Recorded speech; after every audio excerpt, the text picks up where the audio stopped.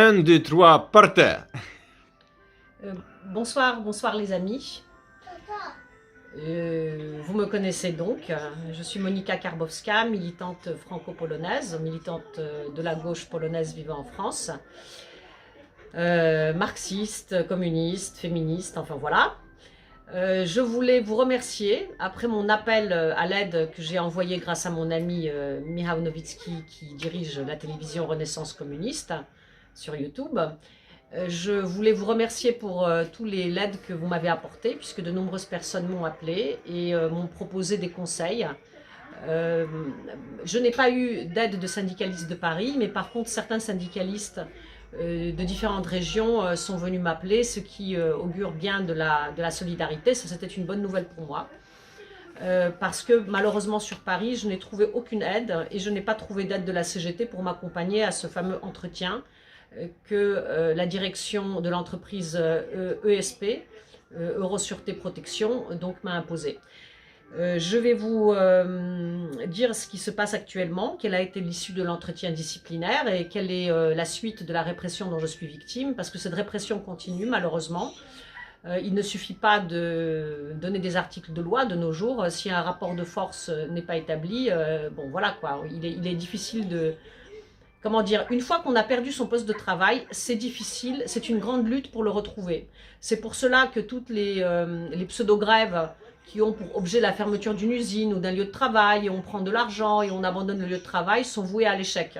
Il ne s'agit pas de l'argent dans ce système actuel. Le but, c'est de retrouver son travail, parce que ce n'est qu'en étant sur un poste de travail qu'on peut obtenir un rapport de force. Dès qu'on est dehors, c'est beaucoup plus difficile. Donc je vous avais parlé de ce document-là, donc vous pouvez voir, hein, convocation à un entretien préalable en vue d'une sanction disciplinaire, signé ESP, Madame Cissé Yatera, DRH de ESP Sécurité. Ce qu'il faut savoir, c'est que Madame Cissé Yatera, comme Monsieur Demba Yatera, ils sont au Sénégal. Hein. Ça fait 9 mois qu'ils sont au Sénégal, qu'ils ne se préoccupent pas du tout de ce qui se passe. Enfin si, ils dirigent l'entreprise de là-bas. Pourquoi ils sont là-bas, on ne sait pas. Est-ce qu'ils payent les cotisations? Est-ce qu'ils payent l'URSSAF? Est-ce qu'ils payent les impôts? On ne le sait pas, on aimerait bien le savoir, on aimerait bien que l'inspection du travail fasse une petite enquête chez eux, mais l'inspection du travail pour le moment ne bouge pas parce que malheureusement elle était considérablement affaiblie après la loi El Khomri et le régime macroniste. Donc j'ai été donc convoquée à cet entretien auquel je suis allée seule, donc le lundi 9 janvier. Je me suis retrouvée dans leurs locaux qui sont dans un état bizarre. En réalité, il n'y a personne dans ces locaux. Il y a des gens qui n'ont jamais travaillé dans cette entreprise. Il y a des dossiers partout, d'ailleurs d'autres entreprises de sécurité, comme si c'était une espèce de centrale d'autres boîtes, quoi. Bon. J'ai été maintenue dans une antichambre. L'ambiance était très très lourde. Et c'est dans cette antichambre que j'ai vu plusieurs photos, dont une photo d'Emmanuel Macron avec Demba Yatera. Au milieu de la pièce, il y avait une photo avec ces deux personnes. Une photo récente, puisque Macron y avait un masque. Donc une photo au moins du temps du Covid, hein, et pas d'avant le Covid. Et sur une autre photo, j'ai pu distinguer Demba Yatera avec le cher Castaner, n'est-ce pas, hein, notre tueur de gilets jaunes, et un personnage qui ressemblait fortement à Monsieur Benalla. Donc vous pouvez aussi regarder sur internet que les liens entre Emmanuel Macron et Demba Yatera sont anciens puisqu'ils datent depuis 2017. Demba Yatera est considéré comme un espèce d'entrepreneur, de jeune entrepreneur de banlieue. C'est celui qui pourvoit des emplois aux cités de Trappes. Bon, en gros, ça sent vraiment une entreprise qui travaille pour le gouvernement comme une espèce de milice. Hein. La vérité, c'est ça. Hein. Voilà, donc ça m'a choqué parce que j'avais pas vu ces photos avant. Il faut dire aussi que je n'allais pas souvent dans les locaux, mais bon, je suis sûre qu'il y a 2 ans, ces photos n'y étaient pas. Voilà, donc je me retrouve là dans cette antichambre. Et puis, suite à laquelle un manager vient me chercher, donc je ne suis pas reçue par les patrons, puisque les patrons ne sont pas là, ils sont au Sénégal. Donc cet entretien n'a aucune valeur légale, puisque le manager ne peut pas mener un entretien disciplinaire. Il faut que ce soit un DRH ou bien le PDG de la boîte qui seul est pénalement responsable devant les prud'hommes. Le manager, c'est un type, un petit cadre, qui de toute façon est un employé comme un autre, il peut sauter à tout moment. Ce personnage-là, je le connaissais, je ne vais pas donner son nom parce que bon, voilà, ça ne sert à rien, et puis de toute façon, ça n'a aucun intérêt. En tout cas, il me met dans une petite pièce, et il sort un gros dossier rose, mais un gros dossier, je vais vous dire, hein, comme un flic, voilà. gros dossier rose sur lequel était marqué mon nom, Monika Karbowska, en grand. Alors là, vraiment, si ça, c'était pas de l'intimidation, c'était évidemment de l'intimidation. C'était d'autant plus évident qu'il ne peut rien y avoir dans ce dossier. Hein. Dans ce dossier, ça fait 2 ans que la boîte a repris le site. Il peut y avoir mon contrat de travail qui fait 3 pages, la fiche de poste qui fait 1 page et 2 ou 3 demandes de congé que j'ai faites. Hein. Voilà, qu'est-ce qu'il peut y avoir d'autre? À moins qu'il y ait des énormes rapports contre moi. Et là, il y avait une ambiance clairement policière. À un tel point qu'à un moment donné, le manager me dit c'est moi qui pose des questions. Et moi, je lui ai dit, c'était comme dans un film américain. Et moi, je lui ai dit, écoutez, je n'ai pas du tout l'obligation de répondre. Vous n'êtes pas policier. il a bien fallu le ramener à la réalité, qu'on n'était ni dans un film américain, j'étais pas en garde à vue, voilà. C'était un entretien entre 2 personnes adultes, libres, en théorie, n'est-ce pas, libres, et que moi je répondais, vous allez voir comment j'ai répondu à ce qu'il m'a raconté, et que voilà, si je ne voulais pas répondre, je pouvais partir et qu'on ne pouvait pas me maintenir de force, voilà. Voilà ce que l'homme m'a reproché. Alors il m'a reproché un retard. Effectivement, un retard d'1 heure que j'ai eu en novembre. Ça peut arriver une fois en 6 ans d'arriver en retard au boulot, qui n'a pas eu un réveil qui ne sonne pas, surtout quand on se lève à 4h30 du matin. Ça peut arriver qu'on arrive en retard. Bon, voilà, alors j'ai assumé le retard.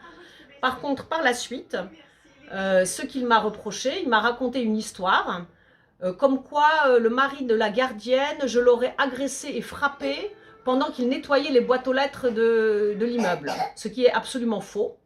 D'ailleurs, c'est plutôt cet homme-là qui m'a agressé. Ce n'est pas moi qui l'ai agressé. Alors vraiment, c'est un personnage très pervers.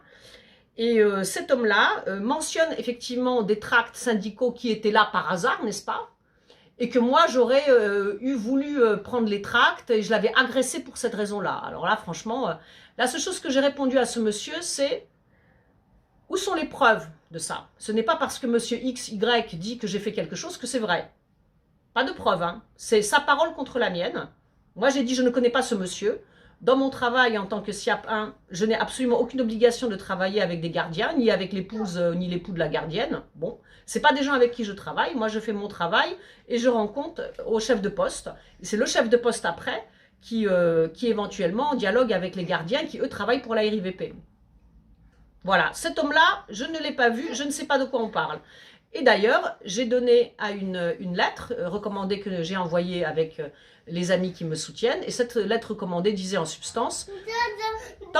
Oui, donc reprenons. Donc, j'ai répondu au cadre, au manager de SP Sécurité, que toutes ces accusations, pour pouvoir être valables, il fallait des preuves.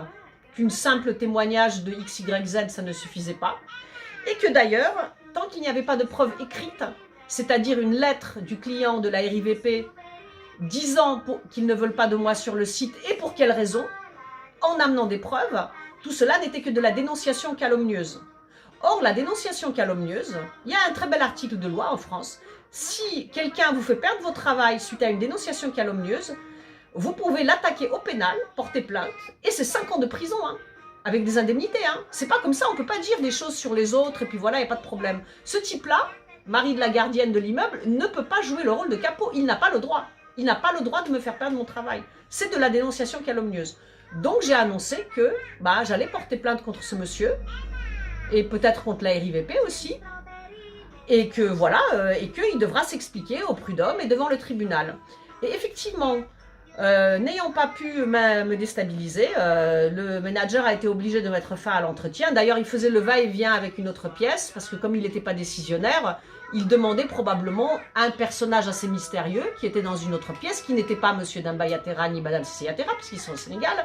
Il demandait à un autre personnage quelle décision prendre à mon endroit. L'affaire finit là. Il m'accompagne à la porte, parce que attendez, c'est pas fini, c'était très drôle. Parce que ça montre bien à quel point les relations entre le patronat et les salariés, les travailleurs en France, se sont dégradées. Hein. À force de subir et à force de se coucher, les ouvriers français sont en train, ou les gens vivant en France, les ouvriers français vivant en France, ou non français vivant en France, sont en train de devenir des esclaves, parce qu'ils obéissent beaucoup trop au patronat, et ils ne se rendent même pas compte du fait que leurs droits humains de base sont violés. Je vais vous montrer ce qui s'est passé après. Donc le mec me raccompagne à la porte. Je sors, je me retrouve dans la rue, voilà, il fait froid, je rajuste mon chapeau, mon manteau, et je me mets en direction de la sortie du parking. Brusquement, je sens une main sur mon épaule. Je suis toute surprise, je suis même un peu choquée. Je me retourne et qu'est-ce que je vois? Une femme qui est la comptable de l'entreprise qui me tient par l'épaule pour que je ne parte pas quand même. C'est-à-dire elle me retient dans la rue, veut me pousser un téléphone dans la figure et me dit « Madame Cissé Yattera veut vous parler, il faut que vous reveniez en entretien ». Alors là, les bras m'en sont tombés, je n'ai jamais vu ça. Enfin, je suis dans la rue quand même, hein. Je suis libre de partir, je ne suis pas une esclave. Je la regarde et je dis « Mais madame, l'entretien est terminé, vous avez terminé l'entretien disciplinaire. Je ne reviens pas dans les bureaux. » « Mais si, répond-elle, il faut que vous reveniez, la DRH veut vous parler du Sénégal sur WhatsApp. » Et elle me pousse le téléphone dans les mains. Je lui répète que si la DRH veut me parler, elle n'a qu'à m'appeler plus tard. Et d'ailleurs, ça ce sera un autre entretien, puisque l'entretien disciplinaire est terminé, n'est-ce pas? Mais je consens quand même à regarder le téléphone. Que me dit Madame Cissé Yattera? Eh bien, elle me dit... « Ah, Madame Karbowska, il y a des zones d'ombre, il faut retourner en entretien. » Je lui réponds, « Madame, je suis dans la rue. Je n'ai aucune obligation de vous répondre. L'entretien est terminé. » Je les plante là et je me sauve en courant, en regardant derrière moi pour voir s'ils ne sont pas en train de me rattraper. Je ne sais pas si vous voyez à quel point les patrons s'imaginent qu'ils possèdent les ouvriers. Parce que ça veut dire qu'ils s'imaginent qu'on peut vous attraper dans la rue et faire remonter de force dans les bureaux quand même. Enfin, c'est quand même hallucinant. Et tout ça parce que, malheureusement, mes collègues et les autres travailleurs de l'entreprise se laissent complètement faire. Il y a même des gens avec qui j'ai parlé qui ne se rendaient même pas compte qu'on n'avait pas le droit de m'obliger de m'attraper. Alors, depuis donc, voilà, je vous disais donc que les patrons sont habitués à ce que les gens obéissent tellement. Et les gens sont tellement habitués à obéir qu'ils ne se rendent même pas compte que c'est une violation de leurs droits humains que de les attraper dans la rue et de les obliger à revenir dans un bureau quand même. Enfin, cette femme-là, qui était là devant moi, la comptable, d'ailleurs, pourquoi est-ce qu'elle obéit? Pourquoi est-ce que cette comptable obéit? Elle aurait dû dire, moi, dans mon entreprise, si le patron vient me dire « Oui, il faut que tu rattrapes un tel dans la rue », j'aurais dit « Mais madame, je suis comptable. Moi, je ne suis pas un flic, hein. Je suis comptable, je ne bouge pas de mon siège. » Il faut vraiment que les gens dans leur travail se rendent compte en France qu'il y a des choses qu'on n'a pas le droit de leur faire faire. Dans le cadre du contrat de travail qui est une subordination dans le capitalisme, on n'exécute que le travail, quoi. On n'exécute pas comme on dit chez nous pour voir le amène-toi et fais le ménage. Non, c'est pas comme ça que ça se passe. On a le droit de dire non, je ne fais pas ça, c'est tout. Et cette bonne femme, elle a fait ça. Non, mais c'est complètement hallucinant. Alors là, moi, je vous avoue que moi, j'étais choquée, hein, franchement. Et voilà, depuis, je n'ai pas eu de nouvelles. Alors, il faut dire que j'ai envoyé un courrier demandant à ce qu'on me remette sur le poste, réintègre dans mon poste, parce qu'ils n'ont pas pu trouver une erreur, et ils ne peuvent pas me changer de poste, même selon soi-disant, ils ont le droit d'organiser le travail comme ils veulent. Non, non, c'est pas comme ça que ça se passe. Nous ne sommes pas des animaux, on n'est pas des esclaves, on n'est pas des objets qu'on déplace d'un endroit à un autre. Cela dit, le rapport de force est difficile à tenir, hein, je ne vais pas vous le cacher, puisque l'inspection du travail est défaillante, c'est assez compliqué d'avoir un entretien avec elle. Les prud'hommes, bien sûr, ils seront en route, mais on sait que le dossier est plus compliqué qu'à faire qu'avant, quoi. Il faut effectivement amener beaucoup plus d'éléments. Moi, ce que j'aurais aimé, ah oui, et puis surtout, je n'ai pas reçu d'aide de la CGT du 13e, dont je suis pourtant membre, parce que bon, il y a des camarades, il y a des syndicalistes qui m'ont appelé de différentes régions de France, hein, mais Paris, non, zéro, hein, Paris, il n'y avait pas d'aide, hein, donc voilà, et puis surtout, ah oui, il y a des personnes qui m'ont proposé, qui m'ont dit que je peux être accompagnée à un entretien avec des délégués syndicaux qui travaillent pour les mairies. La boîte d'ailleurs, vous pouvez le lire ici, hein, ils m'ont même écrit conformément à l'article L 1332, je vous rappelle que vous pouvez au cours de l'entretien être assisté d'une personne de votre choix appartenant aux personnes de la société ou les délégués de la mairie de Montigny-le-Bretonneux, de ma mairie, de l'inspection du travail, etc. Effectivement, ce genre de choses existe. Mais attendez, la mairie de Montigny-le-Bretonneux, pour lequel, qui sont complètement macronistes, pour lesquels de ESP Sécurité donne du travail à des types des repris de justice de trappe, franchement, je veux dire, moi, je ne ferais pas confiance à leurs délégués. Comme je ne ferais pas confiance aux délégués de ma mairie. Hein. La mairie ici où j'habite, c'est une mairie macroniste. J'ai été sur les listes électorales de l'opposition. Le maire me connaît comme étant son adversaire. À mon avis, je pense que les délégués qui sont là seront tout à fait pro-ESP et pro-macronistes. Je ne peux pas leur faire confiance. Restent les syndicats. Je vous avoue que c'est violent de se rendre compte que les syndicats vous abandonnent. Mais on est obligé de poser ça sur la table. Ces syndicalistes-là du 13e arrondissement m'ont abandonné. Ils m'ont même dit qu'ils n'ont pas le temps de s'occuper de mon cas quand même au début d'année. Comment est-ce possible? Voilà, c'est la situation, c'est une grande trahison. Hein. Là-dessus, voilà, je suis assez choquée parce que autant je me rendais compte qu'il y a de la trahison au niveau de la direction de la CGT, ben, au niveau des unions locales ou départementales, j'avais encore confiance. Bon, voilà. Donc, si nous voulons être soutenus, il faut refaire des syndicats ou refaire d'autres réseaux, des mouvements de résistance, j'ai envie de dire, qui seront horizontaux, hein, on n'aura pas le choix. C'est vrai que moi, ce que j'aurais aimé, puisque je sais que ce n'est maintenant, je sais que ce n'est pas le client, enfin, je pense que la RIVP n'a pas exigé que je parte, d'autant plus que vous remarquerez qu'on ne m'a pas, que ESP ne m'a pas reproché d'action syndicale. Hein. Ils ne peuvent pas me reprocher d'avoir fait une action syndicale, parce que ce serait une violation de mes droits constitutionnels. Donc, la RIVP n'a pas exigé formellement que je quitte le site. Donc voilà, donc moi ce que j'aurais bien aimé, et ça c'est un appel que je lance si quelqu'un est intéressé par la création de nouveaux liens de solidarité dans le cadre de la lutte des classes, c'est de m'accompagner à la RIVP tout simplement, dans les bureaux de la RIVP, leur expliquer et notamment demander à rencontrer la personne qui est responsable de la sécurité incendie, dont je connais le nom, et d'expliquer à la RIVP que ce n'est pas juste que ESP m'a privé de mon travail, m'a viré de mon poste pour m'envoyer dans une usine dans laquelle je ne peux pas et je ne veux pas travailler. Voilà, donc j'aurais bien aimé qu'il y ait tout simplement des luttes qui... il faut qu'il y ait des luttes qui se passent avec d'autres acteurs pour que ça marche. Sinon, sinon on va tout perdre, hein, vous savez les amis. Hein. Perdre son travail, c'est très violent parce que c'est la question du revenu, de payer son loyer, d'avoir à manger. C'est la question de la dignité aussi.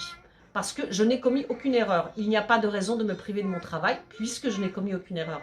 C'est ça qui est terrible. C'est que si on se laisse faire comme des objets, à être manipulés, etc. Ah bah tiens, revenez en entretien là, bah je vous ordonne, je vous enlève de la rue, tiens, pourquoi pas. On est vraiment en train de rentrer dans l'esclavage. La vérité, c'est ça. Hein. Il faut que les gens se regardent en face. Voilà, voilà ce que je voulais dire aujourd'hui. Je suis ouverte à vos questions, à vos propositions. Il y a des personnes qui m'ont appelé. Je rappelle mon numéro de téléphone, ce n'est pas un problème.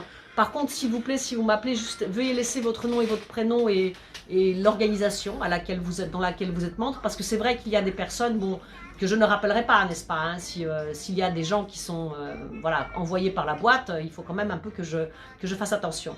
Donc mon numéro de téléphone est le 06 50 82 74 04. Je vous demande d'abord envoyer un SMS avec votre nom et puis je vous rappellerai à ce moment-là. Merci beaucoup les amis, voilà, la lutte continue, elle ne s'est jamais arrêtée et en fait la guerre ne s'est jamais arrêtée, c'est la guerre des classes et finalement nous allons la gagner. Ça va être dur mais nous allons la gagner. Je voudrais dire une chose, que tu as fait une erreur. Et ton erreur, c'est que tu connais la loi du travail. C'est pas bien aujourd'hui de connaître la loi du travail, surtout si ton chef sait que tu connais la loi du travail.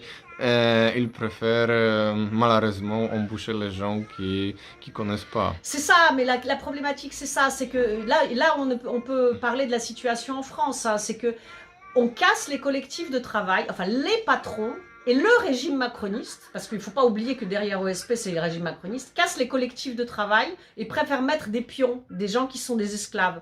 Le problème, c'est qu'on est quand même dans le domaine de la sécurité incendie, c'est comme dans le domaine médical. Si on prend des gens qui ne sont pas, comment dire, efficaces, bah à ce moment-là, bon voilà quoi, le pays va à volo. Hein, et bientôt, quand il y aura un incendie dans ces deux immeubles, ça sera pas de ma faute, hein. Ça sera bien de ces deux mecs, des mecs nouveaux, non formés, esclavagisés, qui vont s'occuper des poubelles et obéir. Voilà, ça sera de leur faute. Alors qu'un collectif de travail est forcément efficace. Moi, j'étais formée par des vieux ouvriers et je sais ce qu'il faut faire dans ces deux immeubles. Si pendant 10 ans, il n'y a eu aucun incendie, c'est bien même aucun incident, j'ai envie de dire. Moi, j'ai fait juste une seule intervention.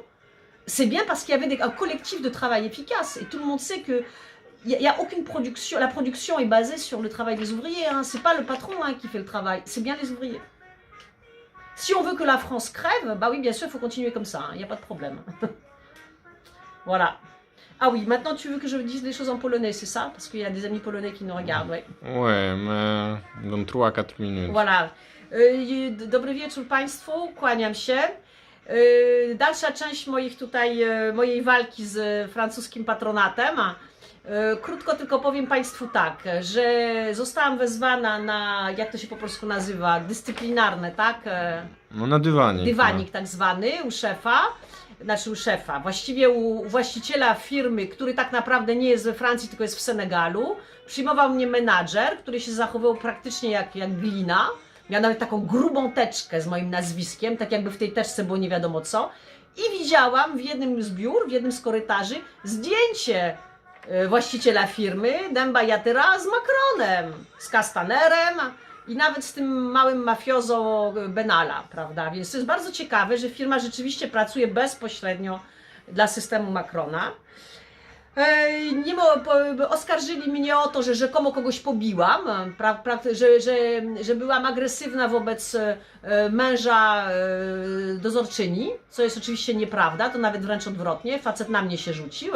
I oczywiście na to nie ma absolutnie żadnych dowodów, co też powiedziałam, że nie ma żadnych dowodów i ponieważ nie ma żadnych dowodów, to jest to, jak to się po prostu nazywa, dénonciation calomnieuse, to jest zniesławienie, że to jest zniesławienie, a we francuskim prawie, jeżeli ktoś straci pracę po zniesławieniu, to jest 5 lat więzienia przewidziane dla takich ludzi. Także postanowiłam, że złożę skargę przeciwko temu panu i przeciwko firmie. I tu się troszeczkę wystraszyli.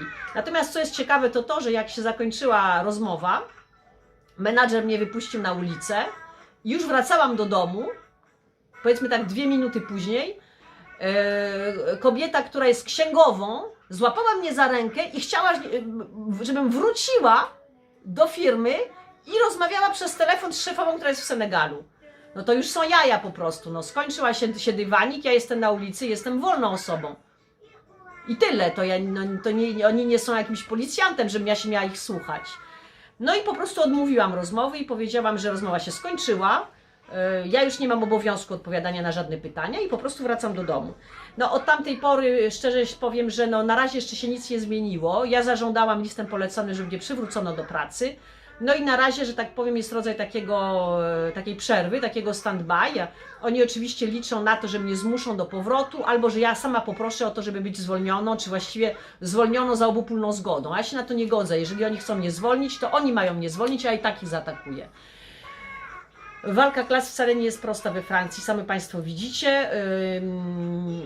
Nie jest tak, że są jakiś niesamowici ludzie, którzy Wam pomogą. Związki zawodowe mi nie pomagają, a przecież jestem członkiem związków zawodowych. No nie łudźcie się, że jest po prostu tutaj lepiej niż w Polsce, niestety. Dziękuję Wam za wsparcie, nawet moralne. I informujcie po prostu innych ludzi. No możecie nawet pokazać logo firmy, mnie to nie przeszkadza. Jeżeli oni na przykład będą mnie też o zniesławienie tutaj ciągać, to niech mnie zwolnią po prostu. Bo rzeczywiście nie mamy żadnych wspólnych wartości i nie ma sensu dla takiej firmy pracować. Proszę bardzo. Dziękuję.